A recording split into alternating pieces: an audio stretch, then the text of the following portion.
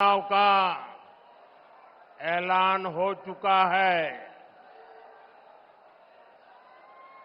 दुनिया का सबसे बड़ा लोकतंत्र का उत्सव प्रारंभ हो चुका है और 13 मई को तेलंगाना के लोग एक नया इतिहास रचने वाले हैं। 13 मई को तेलंगाना में होने वाला मतदान विकसित भारत के लिए होगा और जब भारत विकसित होगा तो तेलंगाना भी विकसित होगा। यहां तेलंगाना में बीजेपी के लिए लगातार जन समर्थन बढ़ता ही जा रहा है। तेलंगाना का ये दृश्य, जगतियाल का ये जन सैलाब इसका प्रमाण है। मैं पिछले 3 दिनों में दूसरी बार तेलंगाना आया हूं। उसके पहले मैं तेलंगाना के लिए हजारों करोड़ रुपयों की विकास परियोजना की सौगात लेकर भी आपकी सेवा में हाजिर हुआ था। इसी महीने मैंने आदिलाबाद से पूरे देश और तेलंगाना के लिए 56,000 करोड़ रुपए के विकास कार्यों का लोकार्पण, शिलान्यास किया था।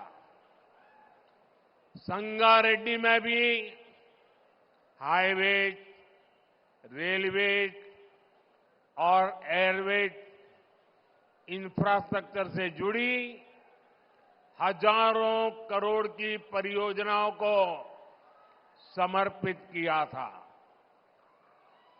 ये विकास आज तेलंगाना के हर इलाके में पहुंच रहा है। इसलिए तेलंगाना के कोने कोने में बीजेपी के लिए समर्थन बढ़ता ही जा रहा है।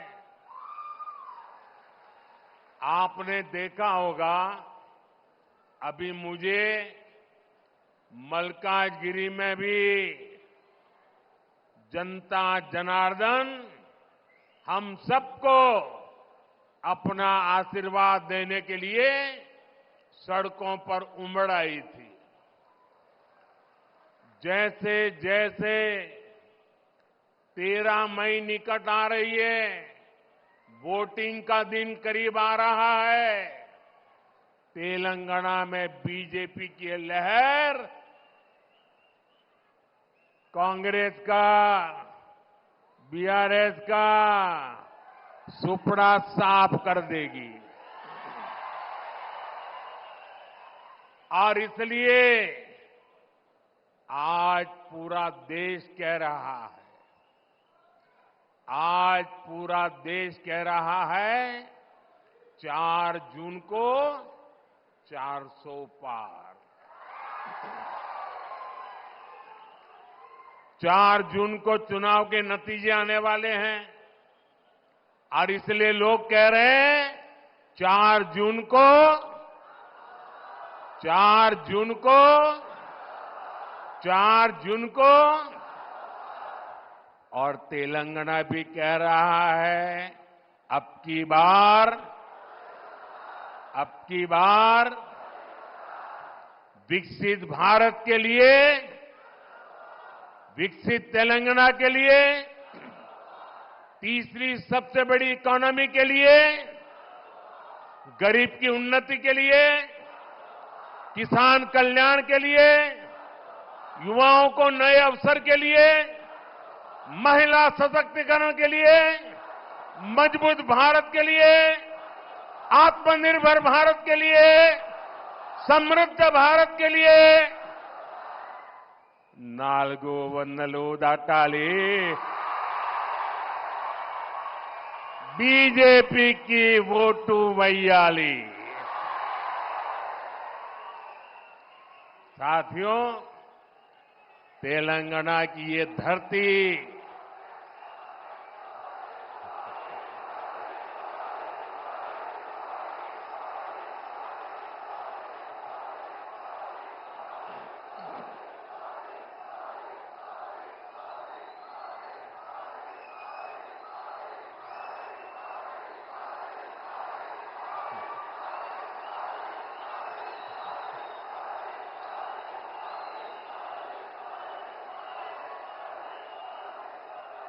भारत माता की। देखिए, मेरा कितना सौभाग्य है, मेरे सामने शक्ति स्वरूपा एक बेटी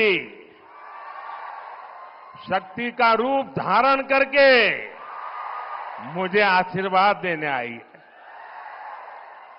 उधर भी एक बेटी देखिए, शक्ति स्वरूपा बन के मुझे आशीर्वाद देने आई है। और इधर देखिए, इतनी माताएं बहनें शक्ति स्वरूपा आज मोदी को आशीर्वाद दे रही है।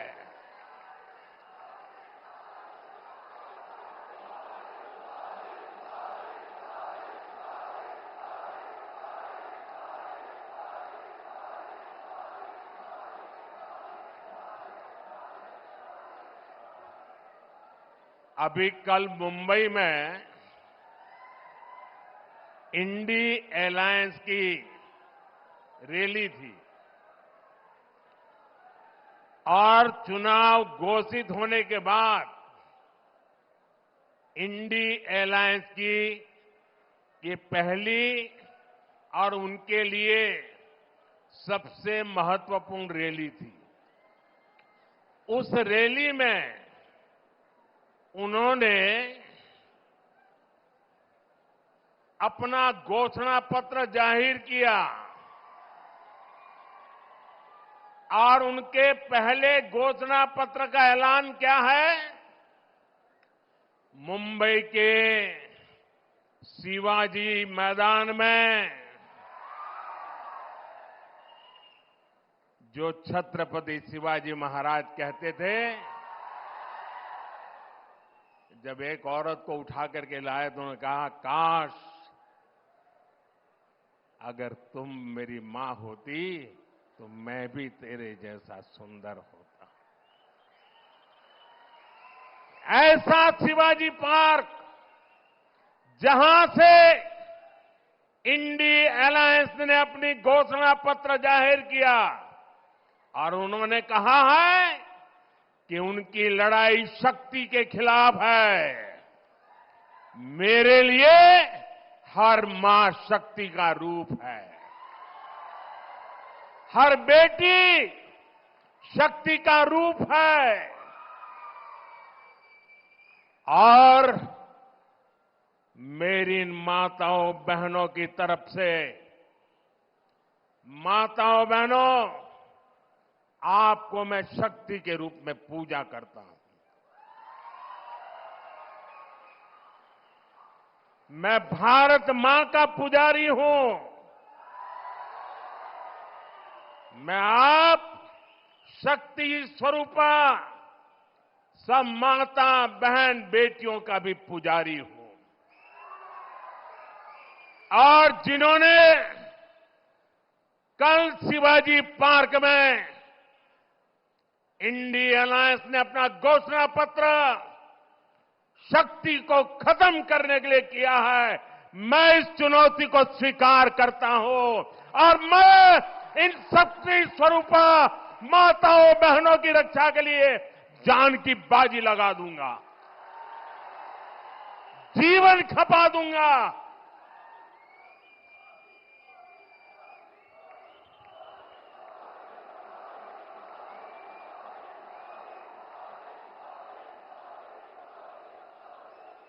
क्या भारत की धरती पर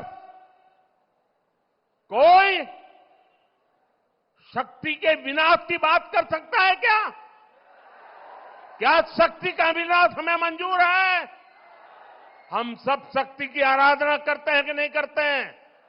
पूरा हिंदुस्तान शक्ति की आराधना करता है कि नहीं करता है? अरे हमने तो चंद्रयान की सफलता को भी किसको समर्पित किया? चंद्रयान की सफलता को भी जहां चंद्रयान ने लैंड किया, हमने उस सफलता को भी शिव शक्ति नाम देकर के शिव शक्ति को समर्पित किया है। और ये लोग शक्ति के विनाश का बिगुल फूंक रहे हैं। माताएं बहनें, शक्ति स्वरूपा आप है। क्या ऐसे लोगों को शक्ति का विनाश करने के मौका देंगे क्या? मौका देंगे क्या? शक्ति का विनाश करने वालों का विनाश होना चाहिए कि नहीं होना चाहिए? शक्ति स्वरूपा माताओं की रक्षा होनी चाहिए कि नहीं होनी चाहिए? शक्ति के संस्कार की रक्षा होनी चाहिए कि नहीं होनी चाहिए? और इसलिए भाइयों बहनों, इंडिया अलायंस ने कल अपनी घोषणा जाहिर कर दी है। घोषणा पत्र उनका जाहिर हो गया है और इसलिए लड़ाई एक तरफ शक्ति के विनाश के लोग करने वाले लोग हैं, दूसरी तरफ शक्ति की पूजा करने वाले लोग हैं। मुकाबला 4 जून को हो जाएगा। कौन शक्ति का विनाश कर सकता है और कौन शक्ति के आशीर्वाद प्राप्त कर सकता है, इसका मुकाबला 4 जून को हो जाएगा।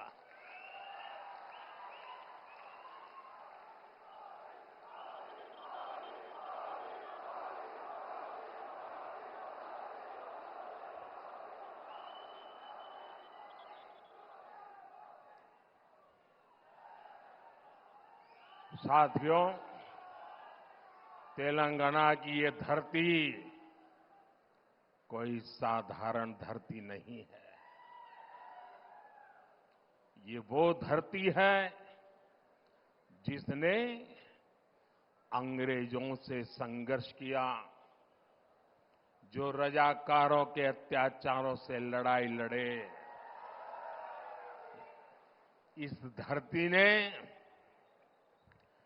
देश की अखंडता और सम्मान के लिए संघर्ष किया। बावजूद इसके आजादी के बाद तेलंगाना को कांग्रेस के सियासी षड्यंत्रों को सहना पड़ा।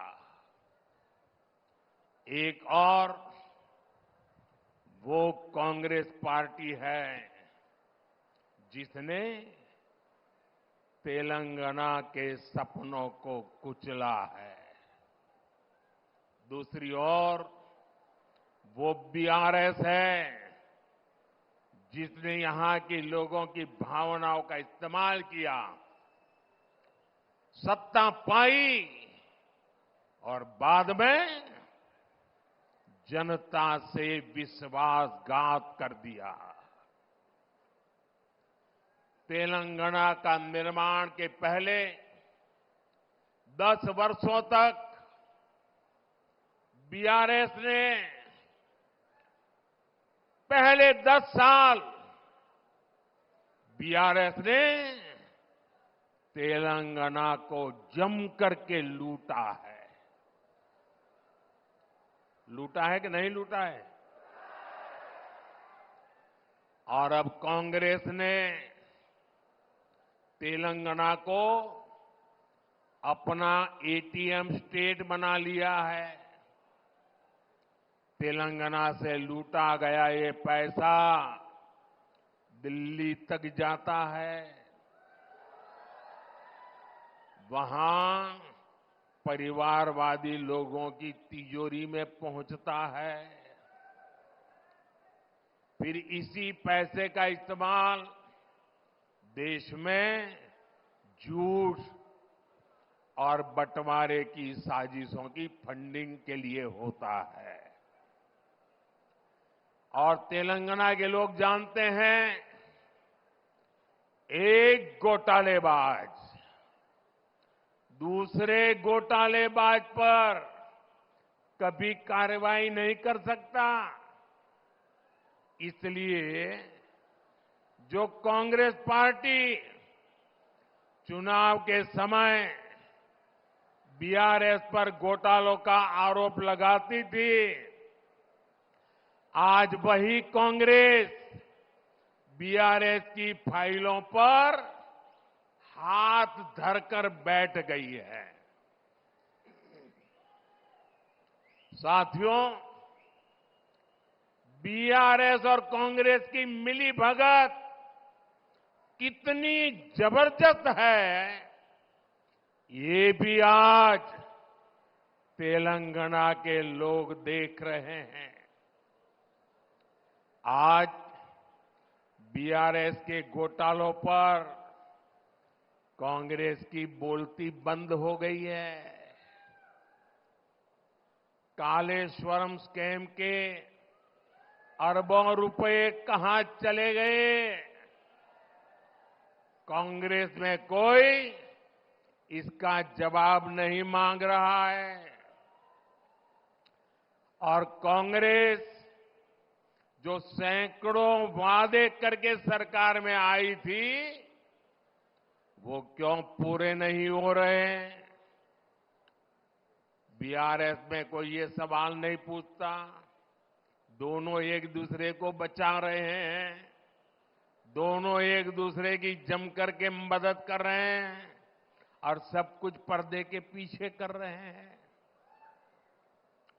और जब दोनों पार्टियों के स्कैम की जांच होती है, तो दोनों मिलकर के क्या करते हैं? एक ही काम, मोदी को गाली, मोदी को गाली, मोदी को गाली, यही करते हैं ना। दिन रात मोदी मोदी सिवाय कुछ करते हैं क्या ये लोग? इनके मुंह से कभी भारत मां की जय सुना क्या? मोदी को 100 बार बोलते हैं, मां भारत को एक बार भी याद नहीं करते। लेकिन तेलंगाना के मेरे साथियों, बीआरएस और कांग्रेस वो एक दूसरे के लिए चाहे कितनी भी कवर फायर कर लें, इनकी एक एक लूट का हिसाब होता रहेगा।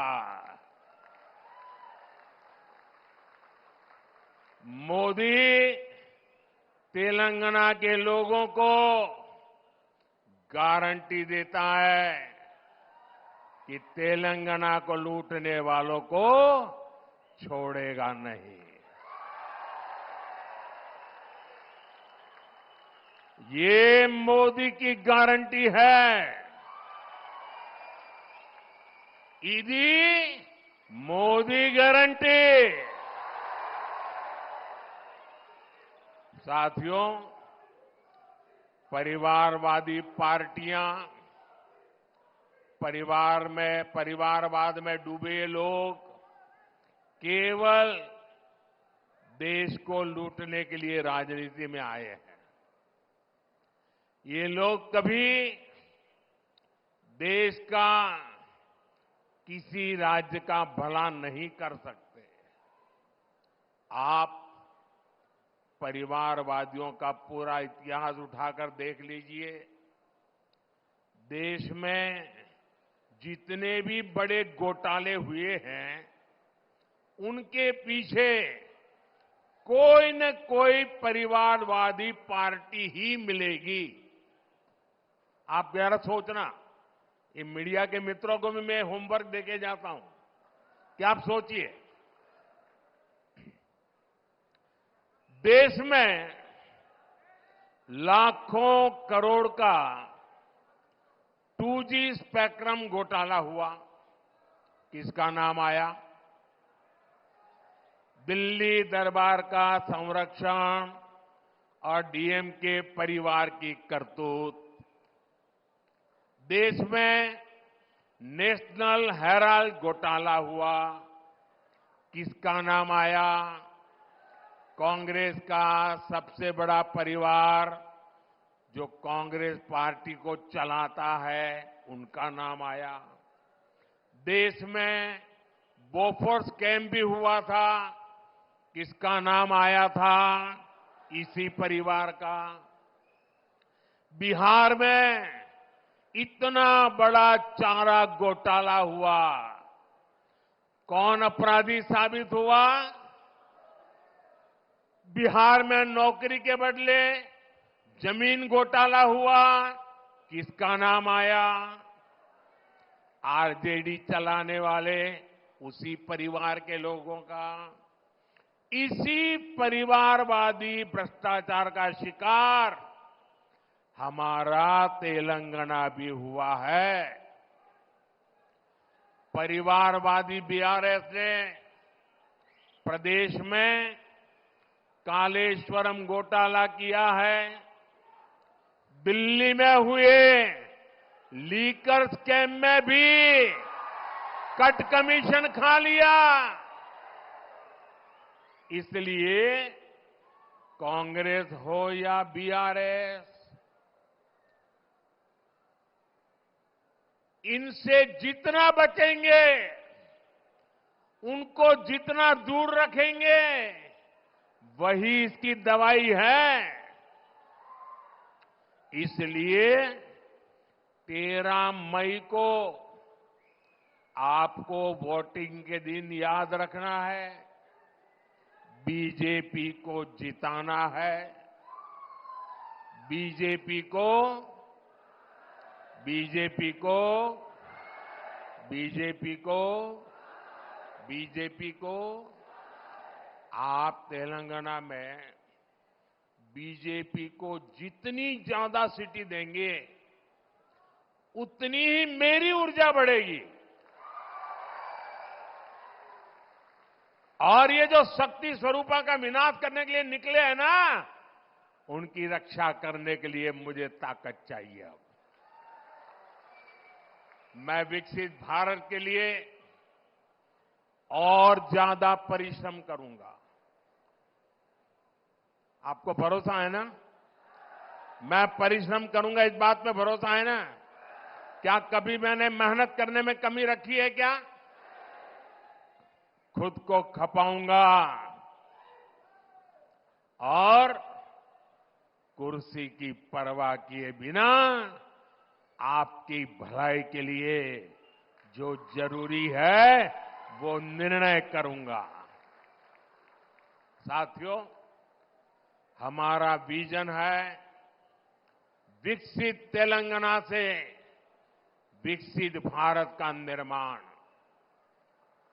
बीते 10 वर्षों की एक बड़ी उपलब्धि है कि हमने 25 करोड़ देशवासियों को गरीबी से बाहर निकाला है।